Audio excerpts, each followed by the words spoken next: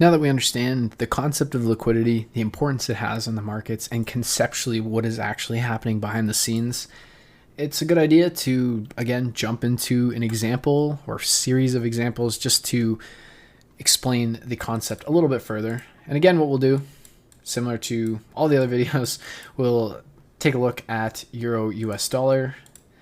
And what we're going to do is initially we'll look at the 4-hour chart again.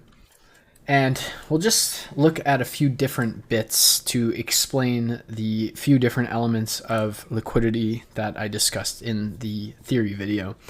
So what we can see is as price is moving to the upside, we start creating a series of equal lows. What ends up happening? Price sweeps those equal lows. We come down in because we've tapped into this pool of money that's starting to exist. And why is this happening? And we can come up with that for a couple different reasons. What we can see is we've started to tap into a daily structural point. So we're looking at people who are selling. We have a double bottom right here. So we're looking for people who are buying. This is just an overall range, which is in essence a creation of liquidity or creation of orders. And then what ends up happening, we'll just zoom in so we can actually see it a little bit clearer. Again, create some equal lows. We sweep those equal lows, which just means this move to the downside, this wick specifically, taps into all of the orders and money that exists right here before we rebalance price and continue pushing to the upside. And then when we continue on, what we can see is we have swing structure. And what we can see if we move on, again, we have swing structure here. We're starting to see the substructure. And what we can see is as we're creating substructure, we're creating swing lows. And what's happening when we break these lows? Well, we're just tapping into all of the orders that existed within this spot. Create swing low, we tap in, we sweep, we've rebalanced price, and we continue moving to the upside yet again. Again, similar situation here. We create equal lows. We have this range right here, but again, we have equal lows. We come down, we sweep that liquidity. But more importantly, what do we have here still? We have relatively equal lows. We sweep them. And that's one thing about the equal lows and equal highs or relatively equal structure that I had in the example. They're pretty even, but we can see stuff like this, and this is still relatively equal. Because at the end of the day, again, going back to the concept of liquidity, we're just identifying this as an area where orders exist. And then what we can see, if we pair this with a demand zone, we know that there's already a bunch of orders that are present within this area, and this is the reason why we'd be looking to buy in the first place. So when we get this sweep of liquidity, we can see that price swept these equal lows, and then price began to run to the upside. And what we can see if we just move on is we create equal highs, we tap into demand zone, and we use that pocket of liquidity, the orders that rest in this price range. So what we can see is as we're creating highs, we're creating liquidity. So in this case, we'll just draw that a little bit better. So as we move on, what we can see is before we break this high, we can see that we have this structural point. Again, what is this? This is just liquidity. Why is this liquidity? Orders exist here for numerous reasons. Even price numbers, swing structure, breakout traders, stop losses, you name it, there's orders resting within it. So when we continue, we move to the upside, we absorb all of the orders or the majority of the orders required to rebalance price. Then what ends up happening? Price creates equal highs. As we can see, actually, if we go in a little bit more granularly, we create a swing high, we sweep it, create another swing high, we sweep it, we've rebalanced price for the moment, we come down, we tap into demand. What do we do down the way? We create more swing structure, we have a pocket of liquidity here, we tap into it, and then we run to the upside. And this just keeps happening over and over again. And then if we just kind of scrunch up our chart just a little bit, what we can start to see as we are creating that structure is we're creating that overall trend line liquidity, trend structure liquidity, whatever you want to refer to it as. But as we can see, we're just creating that. And as we can see, price just breaks through all of these levels like nothing. We have some equal lows here. What happens? We sweep those equal lows, and then we continue moving to the downside. But again, it's all because of this concept of liquidity. And more to add on to that, and we'll touch on this a little bit more in future liquidity videos, more specifically the next one, but just to kind of get your mind thinking as well, on the concept of pockets of liquidity on its basic end is price doesn't like empty space. When we create rapid moves, we have a lot of empty space happening. And what we can see is when we create these sorts of empty space, so we have empty space, what do we end up doing? We fill all of the empty space. Empty space, we filled most of the empty space. Empty space, it's filled. You can see here, empty space, filled, filled, filled, swept. Empty space filled, empty space filled, empty space filled, and then the upside and the downside. Empty space. What is all of this? That's all empty space. And look what ends up happening. This is what we refer to as some sort of liquidity void or void of orders, whatever you want to call it. But in its bare minimum or basic understanding is price doesn't like empty space. And what we can see is big empty space. What ends up happening? We fill it. And I'm just squiggling on my charts now at this point. And what we can see is empty space, filled, filled, actually filled. Small bits of structure. And the reason this is happening, it's not by coincidence. It goes back to the concept of liquidity. It goes back to the concept of understanding that there needs to be multiple orders. There's multiple orders resting at multiple prices. For every buy order, there needs to be a sell order. Every sell order, there needs to be a buy order. And as a result, price doesn't like empty space. Why? Because we're in a constant exchange of buying and selling, supply and demand. And in order for that relationship to exist and continue moving, they need to be in balance. When they're not in balance, price moves. Where does price move from? It moves from one liquidity pool to the next. What are liquidity pools? Collections of orders. So if we have liquidity pools here, price is going to tap into them. When price starts to move to the upside, what are we building down here? Liquidity pools. There's a lot of money sitting in this area for various reasons. Again, what do we end up doing? We come back in to the liquidity pool. We start developing structure here. We build a liquidity pool here. What ends up happening? We fill that liquidity pool. Another liquidity pool. Liquidity pool. Because before the structure is created, we just have this big empty bit of space. We also have trendline liquidity here as well. Getting a little messy and a little bit all over the place. So it's just one thing that liquidity is just present everywhere. And it's such an important concept.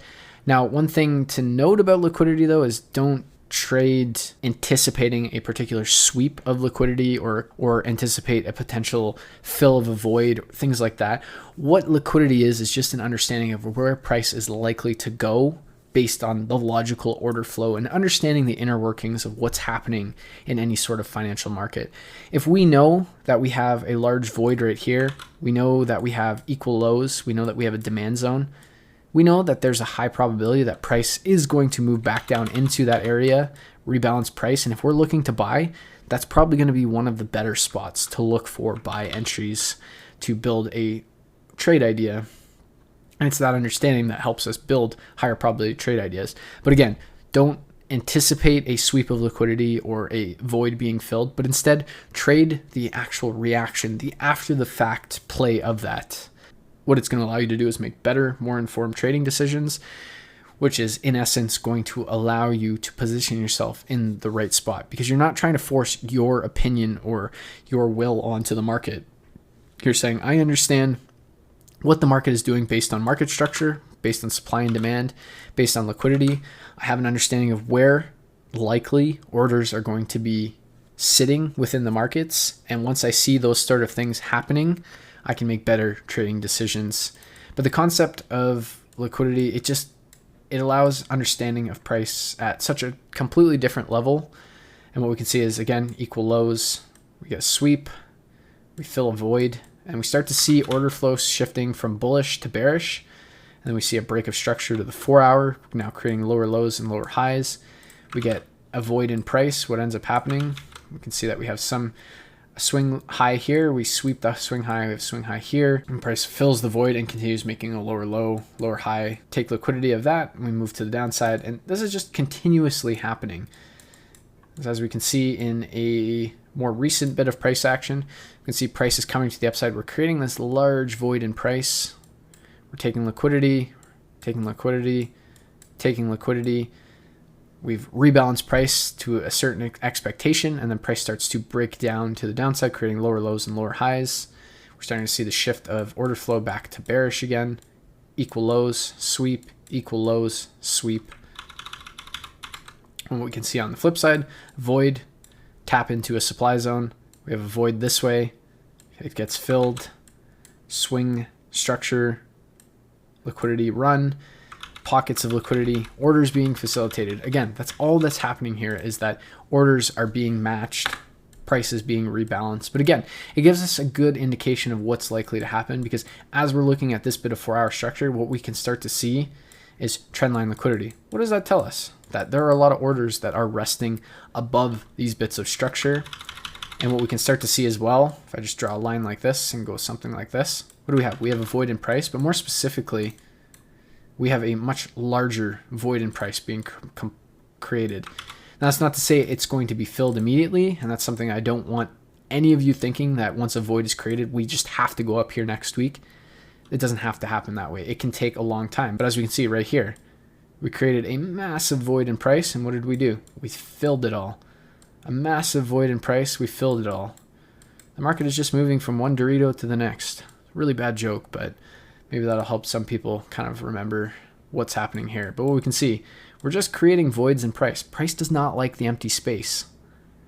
We have larger voids, and then we also have smaller voids, and we can put this all into market structure. And this is where everything starts to really align: market structure, supply and demand, liquidity. Because when we can frame up market structure, because what we can see, if we just look at an example of market structure, for instance, we have a daily bit of structure. We're here on the 4-hour chart, but what we can see on the daily chart is that we have structure being created. We're in an uptrend. And as we can see is we've created a high, we've created another high. We've run that high. Our expectation, if price is to continue to the upside, is that price would continue. But what we can see is, more specifically, if I just zoom in, because if you're looking at this, we might wonder why this was not the next high, and then this would be the low to switch to a earlier downtrend, which is valid, but what we can see is we do have equal highs. We have all of this bit here, and what does that suggest? Pocket of liquidity. We sweep that, and then we don't get any follow through. So even if we're just looking at that, what ends up happening? We have a void. We fill the void. If we were to expect some sort of higher low to form, we would expect somewhere in this spot, or maybe in around these areas, to look at demand zones. But what ends up happening, we sweep the liquidity, and then we shift from bullish to bearish, and then the order flow completely changes. And what we can see is, as this is being created, we start building trendline liquidity, trendline liquidity. We start to create a larger void in price. If we're just squishing that down here, we have all of this empty space right here. So we know at some point price is likely to come here, because we have a collection of orders existing within that area. And what that ends up doing, we just, again, so we see price switching from bullish to bearish. We're starting to see market structure shift. We're starting to be able to include our substructure, switching to minor structure, breaking swing structure, forming in new lower lows. We can see we have equal lows right here, pool of liquidity, create a void. What ends up happening? We start putting in substructure once again. We can see that we have a void here. This is all a void as well.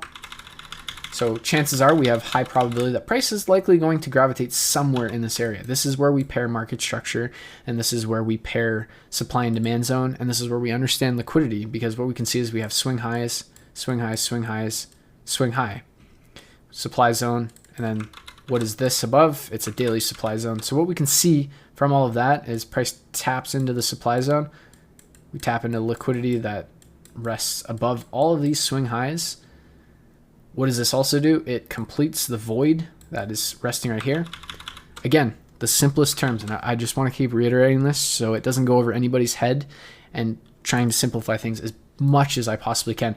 As all of this structure is being created, what's just happening above it? Orders. Simply put, orders are being created in this area. That's why the void is created. That's why we see a sweep of all of these highs. We pair it with a supply zone. We pair it with the fact that now the daily has switched from bullish to bearish. We've seen a change of character. We're starting to read market structure, and we're able to come up with an overall high probability trade solution or trade idea. Of course, if we're looking at it from a 4-hour bit of structure, we can see that we do create an uptrend. But again, this is where multi-time frame market structure comes into play, because we're starting to create what looks to be a break of structure to the upside. But then when we pair that with liquidity and understanding supply and demand and market structure, if I go up to the daily chart, we go to this spot right here. And what we can see if we just go to the daily chart and zoom in, we can see this a little bit more clearly with a little less noise. We have a structural high, a structural high. What does this candle right here do? It sweeps these structural points. We have a daily supply zone that price is tapping into.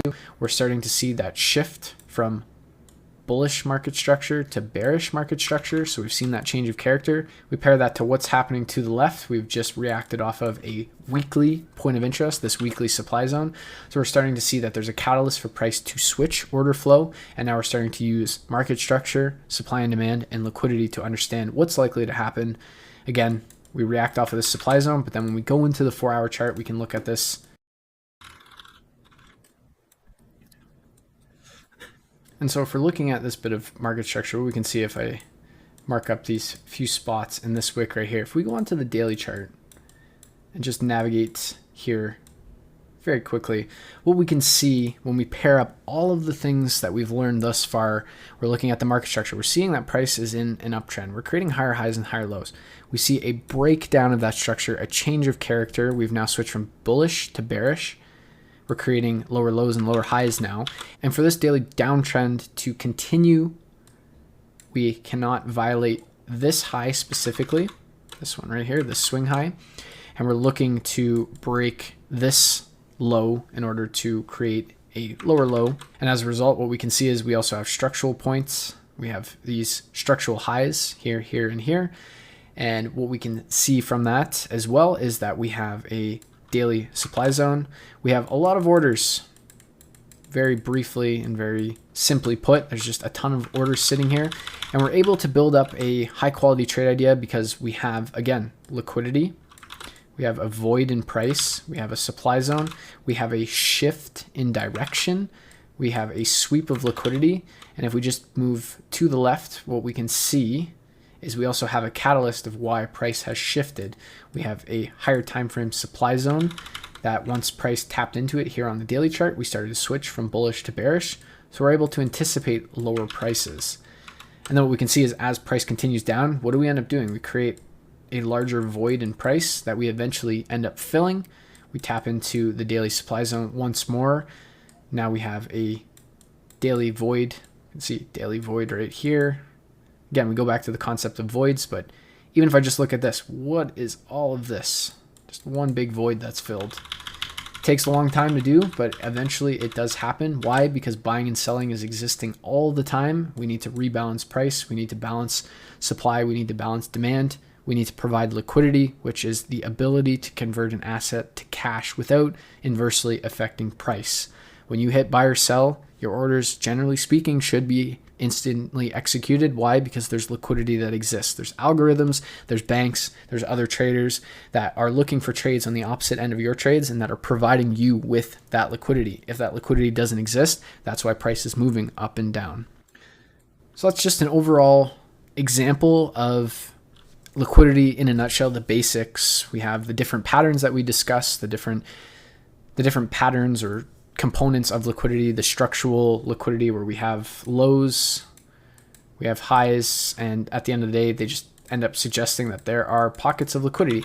What does all of this liquidity end up creating? It creates voids of liquidity or simply orders. All that's happening here are just orders that exist for multitude of reasons. We have trendline liquidity. We have more voids, more trendline liquidity. Trendline liquidity is at the end of the day, that's all that's happening. We're just moving from one liquidity pool to another. We're using supply and demand and market structure to understand the imbalance. We're using market structure to understand the overall trend so that we can be on the right side of order flow. And we're using supply and demand imbalances to be able to identify opportunities in the markets that we can capitalize on. Again, this is all just footprints of orders being generated that goes all the way back to liquidity, because liquidity is simply that conversion of an asset to cash. We need buyers, we need sellers, we need sellers, we need buyers in order to exchange things properly. And it's that constant battle between the two, the ability to provide liquidity and the reason why price is moving either up or down at any given time. And that's how we're able to derive our edge by, again, creating the understanding of market structure to establish trend, using supply and demand to be able to identify when imbalances between supply and demand exist and areas that we can look to piggyback off of the imbalance of those orders, and then being able to use the concept of liquidity to understand where price is more than likely to be drawn to at any given time as it rebalances price to facilitate orders at various price levels.